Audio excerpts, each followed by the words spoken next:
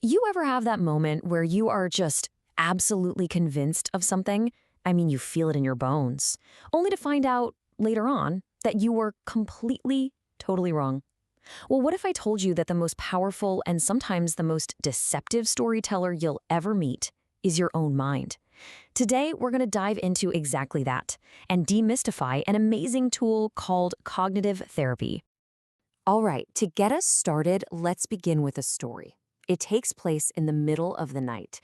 You know, that time when our minds can play some really interesting tricks on us. I mean, you can picture that, right? That sudden jolt awake, your eyes fly open, your heart just pounds in your chest because you saw it. The image is absolutely crystal clear in your mind's eye. And that right there is the million-dollar question. The image felt so real. The fear was immediate. But here's the thing.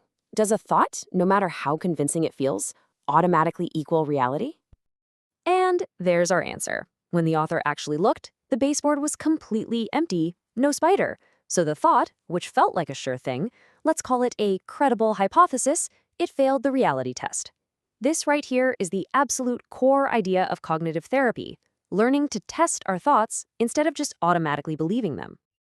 So how does all this actually work under the hood? Well, I want you to think of your mind like a computer. Seriously, it's got this complex operating system running in the background all the time, processing every little bit of information and basically deciding how you experience the world.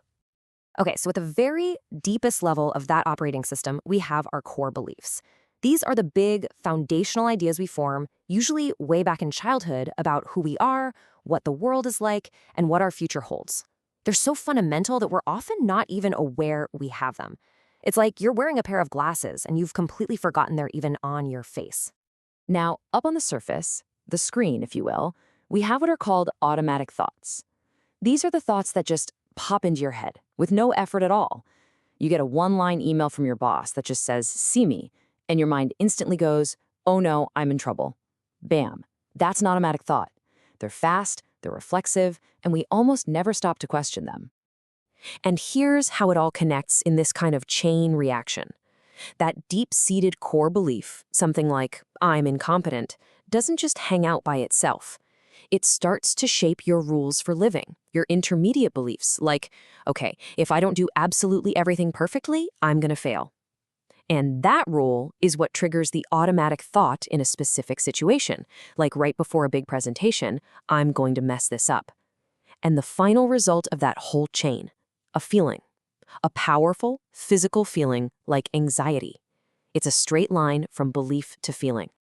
So, if our mind is an operating system, you know what that means, right? Sometimes it's going to have bugs, little glitches in the code that cause predictable errors. In cognitive therapy, they call these cognitive distortions, but I like to think of them as common thinking traps. Let's look at a classic one, all or nothing thinking. The reality is simple. It's just a fact. I got a B+ on the test, but look what this thinking trap does. It takes that neutral fact and shoves it into one of two extreme boxes. If I don't get the best grade, I am a total failure. See that? There's no middle ground, no room for nuance. It's either perfect or it's a complete disaster. All right, next up we have a fun one called catastrophizing. The reality might just be a simple observation. My date looks a little anxious. But this thinking trap grabs that tiny piece of information and blows it up into the worst-case scenario imaginable. If she sees my anxiety, she'll want nothing to do with me ever again. You see what's happening? It's taking a tiny spark and turning it into a raging forest fire. And here's another really common one called personalization. The reality is an external event that happened a long time ago. My parents got divorced when I was a child. The thinking trap takes that event and makes you the sole cause. It's all my fault. This is all about taking the blame for things that you almost certainly had no control over. Okay, so we've identified some of the bugs in the system. Now for the good news, we can debug them.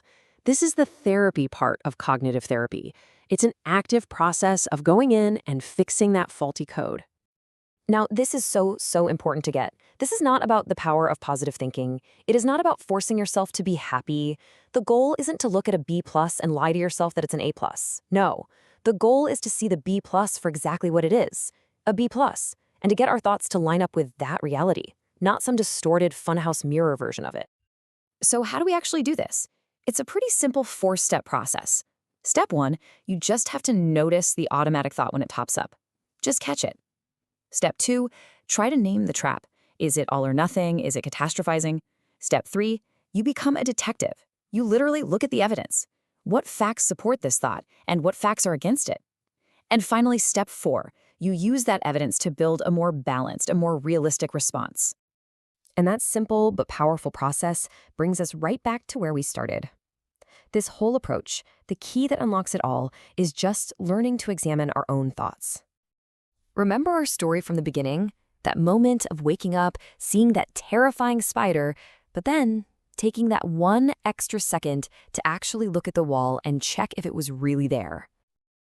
Well, that is exactly what we can learn to do with our own minds. We can start treating our most distressing, anxious, and self-critical thoughts not as established facts, but as hypotheses, as ideas that need to be tested against the cold, hard evidence of reality. So I'll leave you with this one question. Think about a moment today or yesterday when you felt a really strong emotion. What was the automatic thought that was running through your head right before? And what do you think would happen if you decided, just for a moment, to put that thought on trial?